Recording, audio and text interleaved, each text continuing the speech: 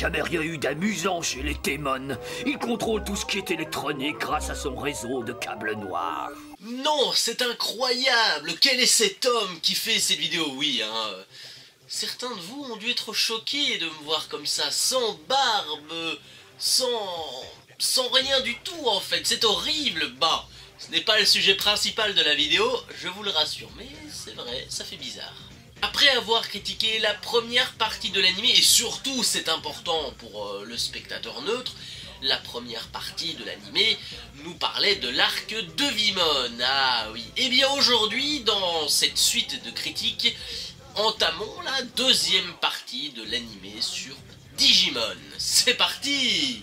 Durant cet arc, on retrouve justement nos petits-enfants qui sont obligés de partir sur le continent serveur afin de découvrir des symboles, en tout cas d'après Genai.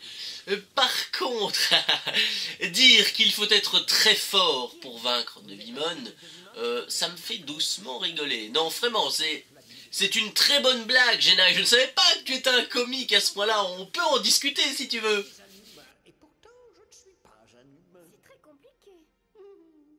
Suite à ces révélations, tous les enfants de la bande, tous les Digisauveurs, décident de partir pour le continent serveur en construisant un radeau. Avec l'aide des Digimon légendaires. Oui, c'est intéressant. Alors, il paraît que vous partez tous pour serveur. Comment tu le sais? Chez nous, les monstres, on adore colporter les ragots. Je suis passé voir si vous aviez besoin d'aide. Ah, tu es venu pour nous aider, c'est vrai? Oui, c'est vrai, j'amène des amis avec moi. Eggman! Mojamon et Santarumon aussi. Je vais vous poser une seule question, messieurs les Digimon légendaires. Vous étiez où dans la bataille contre Devimon, là? Je rêve, il y a que Léomon qui s'est bougé le cul pour l'affronter. Il y a que Léomon, les autres, ils s'en sont battus les couilles, mais à un point monumental. Et là, ils arrivent, on va vous aider à faire le radeau. Ah bah oui, on vous a pas aidé contre Devimon, faut bien vous aider à faire quelque chose. Sérieusement, vous jouiez aux cartes, au poker, quelque chose comme ça, enfin... Changez de casting pour les Digimon légendaires, s'il vous plaît, c'est pas une équipe, ça. Après des adieux déchirants avec tous ces Digimon, tous ces copains, nos héros sont sur le fameux radeau.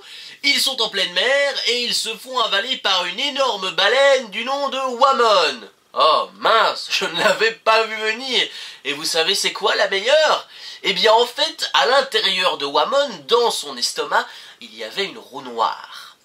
Ne me demandez pas comment elle est arrivée là, je n'en sais rien et je ne veux pas le savoir, je ne voudrais jamais le savoir. Les quoi? C'est l'acide qui est chargé de dissoudre la nourriture? On va fondre!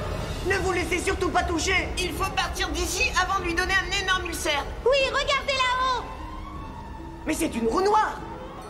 Ça explique son attitude agressive envers nous. Jean, fais quelque chose. Pourquoi moi? L'intrigue principale de ce premier épisode de ce deuxième arc se centre sur les scanners et sur leur découverte au fond d'une boutique cachée dans l'océan. Enfin, que Devimon a caché dans l'océan. Sur ce point, je veux bien quand même lui reconnaître de sacrées qualités de plongeur. Là, j'avoue que tu m'épates, tu m'impressionnes même, tu remontes un tout petit peu dans mon estime, Devimon. Alors forcément, qui dit nouvel arc, dit évidemment questionnement, dit déception, et je trouve ça d'ailleurs assez dommage qu'on n'ait pas introduit le mystère des symboles un petit peu plus tôt, parce que bon, ils ont quand même une importance, je vais dire, capitale, entre guillemets, dans ce deuxième arc, et dévoiler un petit peu plus une petite intrigue sur eux, quelques épisodes avant, pardon, ça aurait peut-être été une chose assez cool à voir, je trouve. Regardez. C'est exactement ce que Genai nous a montré pendant la transmission. Oh, c'est très joli.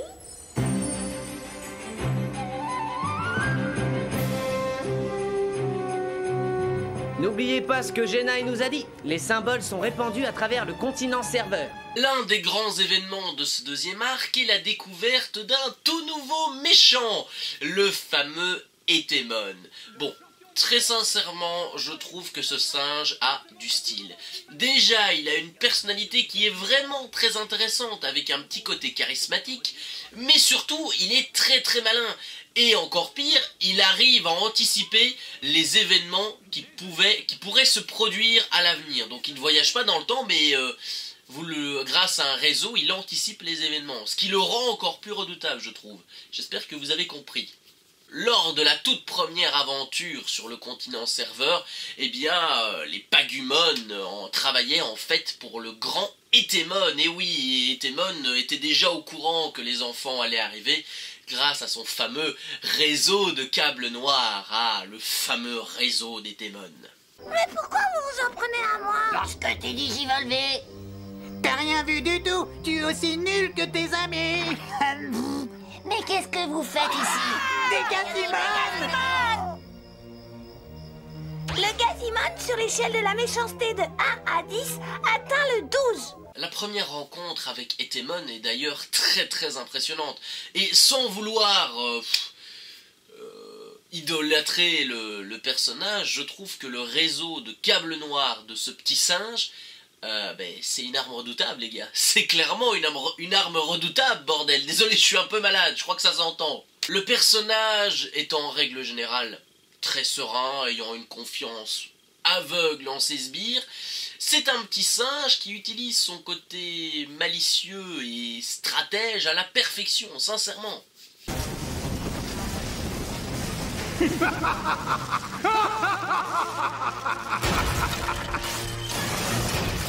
Vous êtes venu proposer une digivolution? Alors la réponse est non! Réseau noir, déprédou!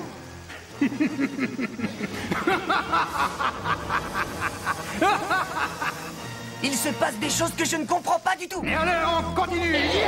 Ce qui est le plus important dans les tout premiers épisodes est la découverte du premier symbole. Et il revient à taille pour le fameux symbole du courage. J'espère que ce sera de bon augure pour la suite, hein. Franchement, je croise les doigts, je vous en supplie. Je crois deviner ce que c'est. Vas-y, raconte. C'est un symbole. Et il correspond au scanner. Oui, regardez, ça y est, on a un symbole. Super. Une fois libérés de cette caverne, les digisauveurs avancent et se retrouvent dans un fameux désert aride, avec aucun moyen pour se rafraîchir. Et quant à taille, eh bien, ils s'amusent à gaver Agumon de fruits, de légumes, pour qu'ils puissent digivolver encore plus correctement. Voilà. On va marcher encore longtemps. Jusqu'à ce qu'Etemon ne puisse plus nous trouver. En tout cas, on ne peut pas s'arrêter ici au milieu du désert. Si jamais on était attaqué, on n'aurait pas d'endroit où se cacher. Ça devient inquiétant. On commence à manquer de confiance en nous-mêmes. Je risque d'être un petit peu coup-ci coup-ça avec Tai durant cet arc, mais pour moi, clairement, cet épisode, c'est le pire qu'on puisse avoir avec Tai. Non seulement, il réagit de façon complètement exagérée avec son Digimon, il le gave comme un gros porc, c'est un manque de respect déjà envers ses compagnons, il faut pas non plus l'oublier, mais surtout envers son propre Digimon. Donc ça fait quand même 4 points assez importants qui font que dans cet épisode, Tai est une grosse biatch, voilà, je veux dire biatch. Au niveau des symboles, Joey est le prochain à trouver le sien, le symbole de la responsabilité. Quant à Tai, eh bien, il tente à tout prix de se mettre en danger pour faire évoluer Greymon en une créature beaucoup plus forte. Et ce qui devait arriver arriva, Greymon évolua, et toc, j'ai envie de dire, et toc. L'évolution de Greymon en Skull Greymon nous démontre que le symbole de Tai peut avoir 2 sens précis. Et c'est valable pour tous les autres symboles à mon avis, mais pour celui de Tai, donc le symbole du courage, et son contraire, la peur, Skull Greymon inspirant la crainte dans le monde digital. Enfin, d'après Professeur Tantomon, en tout cas c'est ce qu'il dit. À ton tour, Greymon, digivolve-toi.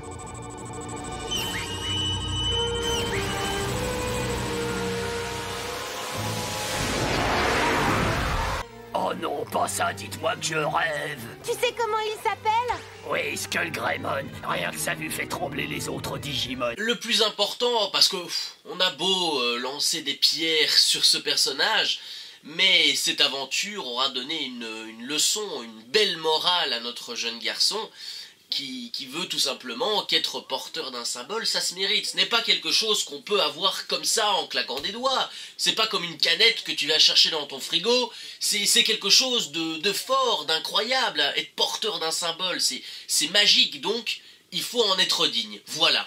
Au fur et à mesure des épisodes de ce deuxième arc, on découvre qu'en fait quasiment, je dis bien quasiment, tous les méchants Digimon travaillent en secret pour Etemon. Alors ça c'est quand même une bonne chose, parce que Etemon a à la fois un réseau de câbles noirs qui est extrêmement puissant, mais encore mieux c'est de s'entourer d'alliés qui peuvent faire un petit peu le sale boulot à sa place, qui ça est également une bonne chose. Par contre, on a beau dire, ça ne les empêche pas, ces méchants Digimon, de se faire déglinguer à chaque épisode par des gosses de 10 ans. C'est génial! Je suis Kokatorimon. Mon cacotage va vous déboucher les oreilles. Et si vous osez m'affronter, vous le regretterez. Et Etemon me remerciera généreusement en apprenant que j'ai capturé des enfants sur mon bateau. Avant de discuter des 4 prochains épisodes, si vous le voulez bien sûr, enfin de toute façon vous n'avez pas le choix, c'est ma vidéo, on va faire un petit point personnage pour essayer de voir qui est en vedette dans ce deuxième arc et qui est en total lose, et oui, comme les jeunes. Durant l'arc Etemon, on nous parle un petit peu plus de la personnalité de Sora, qui nous raconte un petit peu sa rencontre avec Tai quand ils étaient plus jeunes, quand c'était des enfants de 4 ans. Et sans mentir, je trouve ça très intéressant de la mettre un petit peu en avant, quand on pense que dans le premier arc, elle était un tout petit peu en arrière. Et puis Sora est quand même une jeune fille qui a un caractère bien trempé, une chouette personnalité, et puis surtout elle sera au cœur de l'intrigue lors des 2 derniers épisodes, donc ça c'est quand même important. Alors je vais retirer ce que j'ai dit au premier arc, aussi étrange que cela puisse paraître. Tai et Mimi sont devenus des personnages tout à fait supportables. Bon, déjà il y a le fait d'être porteur d'un symbole qui change un petit peu ça, puisqu'on a Tai qui est porteur du symbole du courage, et Mimi celui de la sincérité, nous permet un petit peu d'en apprendre sur ces 2 personnages, et puis surtout, le fait d'avoir acquis ces 2 symboles leur fait prendre certainement conscience que ce genre de choses est quand même un petit cadeau, ça se mérite, et qu'il faut en être digne, et c'est pour ça qu'on a l'impression qu'ils sont moins chiants qu'avant, et c'est tant mieux, on va dire. Mon personnage préféré, Izzy, est un petit peu mis en recul durant ce deuxième arc, mais rassurez-vous, ça ne l'empêche pas d'avoir des moments dans certains épisodes, des situations bien amenées qui sont très justes, ça c'est important de le dire, et puis surtout c'est quand même lui, vous allez le voir, qui fera l'une des plus grandes découvertes de l'anime de Digimon en fin de deuxième arc, il me semble, donc c'est pas mal quand même. Comme dans tout sport, que ce soit le foot, le basket, la Formule 1, aux examens à l'école, il faut des gagnants et des perdants. Eh bien, les perdants de ce deuxième arc se nomment TK, Joey et Matt. Ah oui, c'est dommage quand même, ces personnages, durant ce deuxième arc, vont devoir se contenter du rôle de personnages de soutien. C'est triste à dire, mais ils n'auront pas d'épisode vraiment centré sur eux dans ce deuxième arc. Mais je vous vois venir. Rassurez-vous, ils auront une importance dans les arcs suivants. C'est à retenir, attention. Ensuite, on découvre donc le personnage tout mignon de Piximon, qui est réputé dans le monde digital pour ses dons d'entraîneur envers les autres Digimon, et il va décider de prendre sous son aile tous les Digisauveurs pour un petit peu les remotiver, les rebooster, pour les préparer justement à vaincre Etemon et à sauver le Digimonde, parce que oui, il l'avait un peu oublié entre temps, c'est pas les vacances les gars, vous avez un monde digital à sauver, je vous le rappelle, et puis on a un animé à faire tourner. Allez, scène suivante. Notre petite boule rose va donc décider de prendre en aparté, en aparté c'est loin des autres, enfin voilà, pour vous résumer, il va prendre en aparté Tai et Agumon afin de leur donner une mission spéciale. Et oui, il va les faire un petit peu travailler en équipe. Tai et Agumon devront collaborer ensemble afin de vaincre leur peur, mais surtout retrouver leur chemin intérieur qui semble un petit peu embrumé. Oh, c'était beau. C'est sombre, on y voit à peine. Je ne vois pas très bien ce qu'on peut faire ici, alors qu'on ne voit pas plus loin que le bout de notre nez. Ce que vous devez faire, c'est retrouver votre chemin. Ça, c'est malin. T'as vu ce que t'as fait? Qui ça, moi? Non mais d'abord tu tombes dans l'eau et ensuite tu m'y entraînes. Je vais pas vous le cacher, c'est un moment agréable à suivre de l'épisode, parce que Tai et Agumon sont en manque de confiance totale, ils sont tellement dans le bad, ils sont à moins 1000 de motivation. Et bien cette idée de collaborer pour retrouver leur chemin, leur chemin intérieur, va permettre à ce duo de regagner un petit peu de confiance, et surtout d'être requinqués à bloc pour la bataille contre Etemon. C'est bien. J'y arriverai jamais à faire du vélo comme tout le monde. Ne pleure plus. Tu ne vas pas abandonner parce que tu es tombé 1 ou 2 fois. On est bien obligé de tomber quand on apprend. Et c'est encore, ça va marcher. Ah, d'accord, j'essaie. Cette absence assez longue de Tai et Agumon pose question, que ça soit aux filles, à Joey, et surtout à Matt et Izzy qui décident d'aller chercher leurs symboles. Mais les symboles, évidemment, se trouvent en dehors de la forteresse invisible de Piximon. Et apparemment, il faut toute une nuit pour descendre les 1000 marches du château de Piximon et arriver jusqu'au passage invisible. Waouh. Oui, comment faire une bonne transition, c'est génial, hein. Mais manque de bol, bah oui, il faut bien un petit peu de manque de bol dans la vie. Et Etemon a découvert leur petite cachette et décide de les attaquer à l'aide de Tyrannomon, contrôlé par son réseau de câbles noirs. Donc ça sent la baston, ça sent la bagarre. Vous savez, je suis assez difficile en termes de méchant, en termes d'ambition, de personnalité, de vengeance. Et je ne m'avance pas, je vais m'avancer d'ailleurs, m'avancer les 2 pieds joints. Etemon est, avec Miodismon, un des meilleurs méchants de la saison 1. Non seulement son réseau de câbles noirs est une arme redoutable qui permet d'avoir un coup d'avance sur les enfants à chaque fois, et on peut rajouter à ça le fait d'avoir des sbires sous ses ordres, qui est quand même une bonne chose, parce qu'avoir des hommes de main qui font le sale boulot à notre place, c'est quand même quelque chose de pratique, ce que Devimon n'avait pas en grande quantité par exemple. Lui, à part lancer des roues noires, c'est tout ce qu'ils avaient faire. Je me répète, je le sais, mais notre petit singe, le petit Etemon, m'a convaincu dans les 7 épisodes du 2e arc. Vous imaginez, le premier arc fait 13 épisodes. En 13 épisodes, j'ai eu du mal à m'accrocher à Devimon. Et bien, dans le 2e arc avec Etemon, en 7 épisodes, c'était fait. Donc, ça prouve encore une fois que le méchant est juste trop cool et trop bien. Seulement, dans le prochain épisode, on découvre qu'Etemon avait en fait câblé tout le désert au moyen de centaines de petites boîtes qui enregistrent les déplacements avec autant de kilomètres de distance, j'imagine. Donc franchement, encore une fois, c'est bien pensé, hein, ça prouve ce que je disais avant. Qu'est-ce que c'est, Izzy? Une sorte de générateur? C'est encore mieux que ça. Etemon a câblé tout le désert pour créer un vaste réseau informatique. À mon avis, c'est un de ses postes d'accès aux données. Génial, détruisons-le. Ça pourrait être un attrape-nigo. Si c'est vraiment à Etemon, je pense qu'on devrait brouiller les pistes en le détruisant. Comme je vous l'avais dit, la plus grande découverte de cet animé, de cette saison 1, surtout c'est important, est faite par Izzy, qui réalise qu'en fait le monde digital n'est que la représentation de l'internet, et oui, d'internet chez nous, et que tous les digisauveurs, tous les digimonstres ne sont en fait que des données, des représentations physiques du réseau internet lié au sort de la Terre. Je laisse au génie l'explication parce que c'est un petit peu trop complexe. Mais oui, je pense que toutes les choses qu'on voit et toutes les créatures qu'on rencontre ici sont issues d'une programmation à laquelle on aurait donné une apparence physique. Attends une seconde, si tu as raison et que cet endroit n'est qu'un immense ordinateur, comment est-ce qu'on est arrivé là? Tu crois qu'on s'est inséré dans la disquette? Non, ici nous ne sommes qu'une base de données, donc une reproduction de nous-mêmes. Cette révélation par rapport à toutes celles qui ont été faites avant est clairement la plus belle. Les enfants réalisent, ils comprennent réellement ce qui se passe, ils ne sont que des données, des petits fichiers dans un immense réseau. Par contre, on peut se poser quelques petites questions qui viennent un petit peu rouiller l'engrenage là. Regardez, le Digimonde est à gauche et le monde que nous connaissons est à droite. Et si je les imbrique comme ceci... Les lignes blanches correspondent parfaitement. Qu'est-ce que ça veut dire? Ça me rappelle les boules de ficelle avec lesquelles jouait mon petit chat.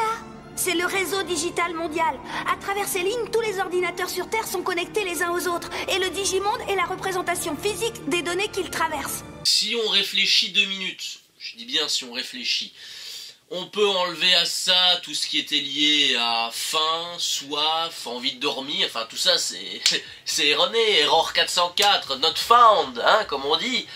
Parce que je ne vois pas comment en simple donnée tu peux avoir envie de dormir ou de manger, vu que tu n'es pas physiquement là. Et d'ailleurs quand il meurt, qu'est-ce qui se passe, hein? Ça aussi c'est une question. Et puis je veux dire, pourquoi personne sur Terre n'a même pas remarqué ça? Bon, avoir une connexion sans faille avec tous les réseaux internet de la Terre, avec tous les ordinateurs, tous les iPhones, tous les iPads, tout ce que vous voulez, jamais personne ne s'est dit, et s'il y avait une représentation physique de ce monde, pourquoi pas, hein? Un petit génie aurait pu le sortir, certes on se serait foutu de sa gueule, mais en y réfléchissant on se serait dit, hein, c'est vrai qu'il a pas tort, enfin... Moi je raisonne un petit peu comme ça, vous je ne sais pas ce que vous pensez, vous me le direz dans les commentaires de cette vidéo s'il vous plaît, enfin les incohérents, je vous en prie. Grâce à cette révélation, on apprend que chaque erreur, chaque faux pas dans le monde digital aura une conséquence directe dans le monde normal, puisque les enfants sont liés, hein, ils ont une présence physique, mais leur corps est quand même à la terre, donc voilà, il pourrait se passer des choses. Et c'est assez effrayant comme information quand on y pense. On apprend également que notre petit Etemon retenait prisonnier un autre Digimon dans la Grande Pyramide. Et en fait, il s'agissait de Datamon qui, dans l'ombre, s'amusait à pirater le réseau de câbles noirs d'Etemon. Donc ce qui veut dire que quand Etemon avait des soucis de connexion, eh ben, c'est Datamon qui était derrière tout ça. Merci vieux! Et vient un petit mail sur l'internet des Digimonde 2.0, eh bien il décide d'envoyer un mail, comme je l'ai dit, au Digisauveur afin qu'il vienne le libérer de la pyramide, parce que voilà, il en a marre d'être enfermé, et ils acceptent. Ah, ces enfants naïfs ne changeront jamais. Je vous en prie les Digisauveurs, ne changez pas. Vous êtes très bien comme vous êtes. Franchement, moi j'adore vous voir naïfs comme moi, c'est génial, c'est magnifique. En réalité, Datamon avait juste besoin d'être sorti de sa prison de verre pour prendre sa revanche dans un combat à la loyale contre Etemon, et le seul moyen d'y arriver était de capturer Sora et Biyomon afin de s'approprier leur pouvoir pour justement être plus fort, pour vaincre le beau petit singe. Sans vous mentir, j'ai trouvé ça d'ailleurs assez bien. Voilà, je vais pas dire que j'appréciais énormément Datamon, mais avoir un de ces soi-disant sbires, entre parenthèses, qui agissait dans l'ombre pour perturber ses plans, était quand même une bonne chose. Et puis Datamon a comme seul et unique but la vengeance, se venger d'une défaite cuisante contre Etemon, mais j'aurais préféré peut-être, ce qui aurait été cool, voilà, ça aurait été cool d'avoir un épisode retraçant peut-être leur première bagarre, leur première rencontre, où on aurait sûrement appris un petit peu plus de choses sur Etemon, sur sa jeunesse, qui sait. Mais un épisode de Digimon sans un taille énervant et chiant ne serait pas un bon épisode de Digimon, hein, on est clair. Et pourtant, je suis assez déçu parce que depuis, j'étais assez content, voilà, excusez-moi, j'arrive plus à parler, j'étais assez content parce que depuis l'épisode 15, Tai avait montré des signes prometteurs que voilà, sa personnalité était tout doucement en train d'évoluer, et qu'il avait mis de côté tout ce qui était, moi je suis le grand chef, je veux tout diriger, vous n'êtes que des enfants, moi j'ai une coupe de cheveux géniale et des lunettes de plongée, vous êtes des barakis. Ben voilà, enfin, je pensais que ça marcherait jusqu'au bout. Je me suis trompé, désolé. Et puisque je ne suis pas le vrai moi, il ne m'arrivera rien. Ça, personne ne le sait. La douleur fait toujours mal. Hey, Joe! Où est-ce que tu te crois, Tai? Au milieu d'un jeu vidéo? Et tu penses qu'il t'arrivera rien parce que tu es d'un autre monde? Oui, quelque chose comme ça. Alors écoute-moi, notre existence digitale est directement liée à notre existence d'être humain. Tu devrais faire plus attention. Personne ne sait ce qui peut arriver. Après les révélations d'Izzy, eh bien Tai, on va le dire, il s'est cru invincible, il s'est cru monumental, géant, en pensant que rien ne pourrait lui arriver. Enfin, ça lui est clairement monté à la tête tout ça. Mauvaise idée, Tai. Mauvaise idée, putain. Mauvaise idée. Cet excès de confiance, c'est clairement inapproprié à l'épisode du jour, à l'épisode choisi, qui se veut intense, où il faut réfléchir en utilisant des bonnes stratégies. Enfin, franchement, Tai, il a tout foiré avec cet excès de confiance, sincèrement. Izzy a clairement fait comprendre à toute la bande, et d'ailleurs tout le monde était d'accord, hein, je pensais que Tai aussi, que chaque conséquence dans le Digimonde aura une conséquence physique dans le monde normal, dans le monde de la Terre. Alors Tai s'est dit que voilà, traverser une grille électrifiée c'est facile, mais non, s'il avait pris la mauvaise décision, et je pense qu'il l'aurait prise, eh bien ça aurait pu le blesser physiquement, voire même pire, qui sait. Franchement, ça m'énerve parce que le fait d'avoir eu ce souci, ce manque de confiance, ben, je suis désolé, quand j'ai vu Tai pleurer ou être triste, j'ai pas envie de lui accorder ma pitié finalement, non, je suis désolé. Ça aurait peut-être été plus acceptable si Tai avait réfléchi avant d'agir, mais non. Enfin, voilà, dans ce deuxième arc, franchement, je peux pas lui donner beaucoup de crédit, mais, machallah, heureusement, il aura un petit peu plus de crédit de ma part durant le prochain arc. Mais en tout cas ici, c'est non, je suis désolé, le personnage est beaucoup trop instable. Je crois que Datamon a seulement fait semblant de s'enfuir, alors qu'en réalité, ils sont restés ici pendant tout ce temps. T'es en train d'expliquer qu'ils sont encore ici dans la pyramide? Ouais. J'ai découvert une salle secrète sous la pyramide, et je vous parie que c'est là qu'il les retient. Il a réussi à trouver la cachette idéale, sous le nez d'Etemon.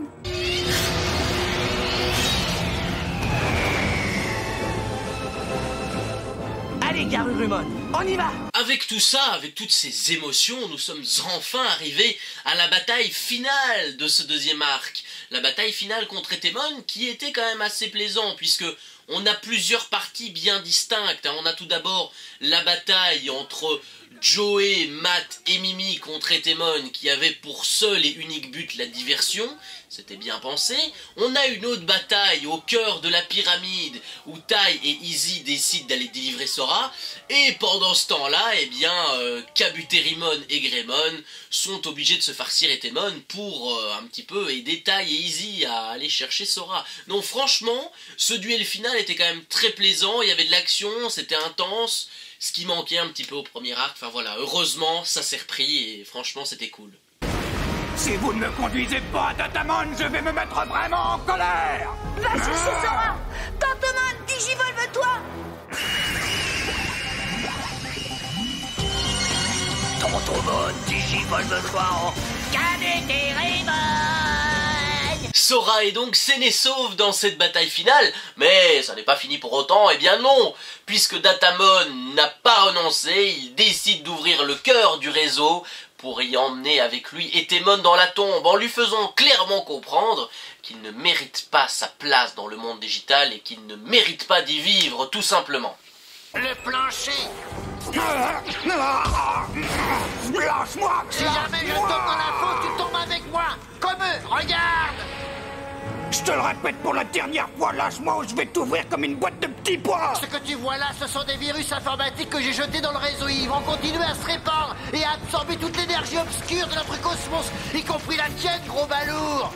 Tu sais que j'ai horreur des virus. Cette activation du cœur du réseau emporte avec lui tous les autres méchants Digimon, considérés comme des virus. Datamon, lui, se retrouve également absorbé dans ce cœur de réseau, et Etemon est clairement, lui, jeté à la corbeille. Bah oui, c'est un monde digital, donc pourquoi pas, à mon avis, c'est la corbeille du monde digital, voilà, on va être clair. Mais surprise, eh bien oui, surprise. Ah, les méchants ne s'avouent jamais vaincus, et c'est ça que j'ai bien aimé. Etemon revient après avoir fusionné avec le cœur du réseau, et je vous présente Virus Etemon. Bah oui quoi, Virus Etemon, c'est un beau prénom de méchant, sans oublier que Tai a réussi à activer le symbole du courage, et a fait évoluer Greymon en Metal Greymon. Et franchement, Metal Greymon, il pète le style, il met tout le monde d'accord, hein.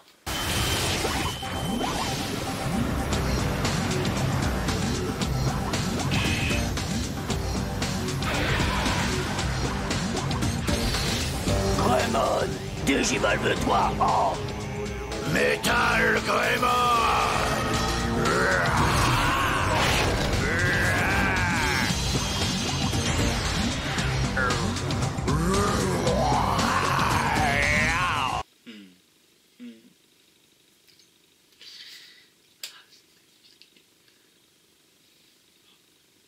Et ça veut dire quoi, ça? Pourquoi Tai et Metal Greymon sont les deux seuls à combattre Etemon? Bon, d'accord, calmez-vous, les rageux, calmez-vous. Bon, je veux bien, je suis entièrement d'accord, je veux bien comprendre que les Digimon ont besoin de se reposer entre chaque combat, mais si vous aviez tous eu niveau force contre Etemon, désolé de vous dire ça, il ne serait qu'un lointain souvenir, hein, il serait parti très loin. Sérieusement? Vous prétendez, non mais, sans déconner, vous prétendez être une équipe solidaire?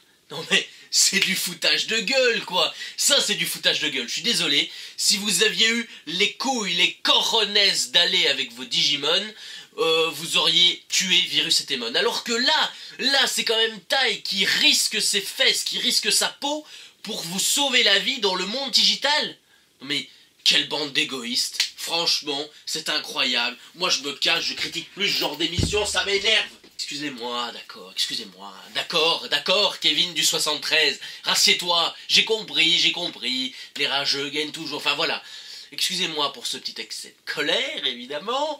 Tai, bah oui, Tai gagne finalement la bataille finale à lui tout seul, hein, contre Etemon. Il se retrouve aspiré dans un vortex, et oui, hein, Etemon les entraîne dans sa chute, et bim badaboum badaboum, Tai et Koromon se retrouvent ailleurs, téléportés dans un autre monde. Eh bien, ce sera au Japon, et oui, à la date du 1er août. La date est symbolique, car c'est à ce moment-là qu'ils sont partis pour la première fois dans le Digimonde. D'ailleurs, ça permet de nous poser une petite question, de savoir si Etemon a vraiment été tué, s'il n'a pas seulement été téléporté dans un autre monde, ou ailleurs dans le monde digital, qui sait. Voilà, ça pose une petite question qui mérite d'être réfléchie. Vous avez 4 heures.